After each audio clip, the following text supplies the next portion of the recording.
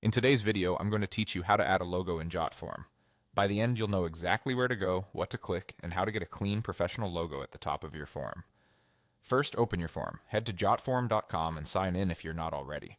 On the dashboard, click My Forms to see your list of forms. Find the one you want to update, select it, and choose Edit Form. This opens the Form Builder, which is where you'll make all your visual and content changes. If you have multiple forms with similar names, double-check you're editing the right one by glancing at the title at the top of the builder. Next, click the Logo area. At the top of the form, you'll see either a logo placeholder or a header area. If a logo hasn't been added yet, you'll typically see an Add Logo prompt or a simple default icon. Click right on that area. If you're accidentally in preview mode and can't select it, switch back to edit mode.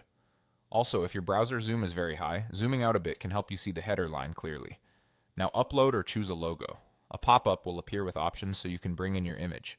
Most commonly, you'll upload from your computer either by clicking the upload button or dragging and dropping a file.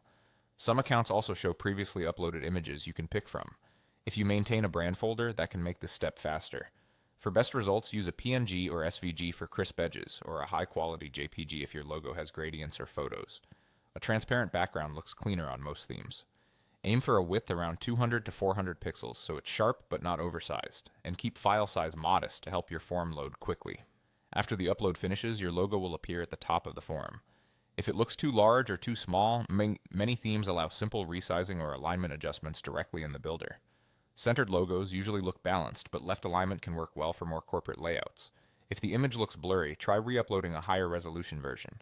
If you picked the wrong file, remove it and upload the correct one. When you're done, use the preview option to see how the logo appears on desktop and mobile. Jotform typically saves changes automatically, but it's still a good idea to take a quick look before sharing your form. That's it. Your form now has a polished logo that reinforces your brand from the very first glance.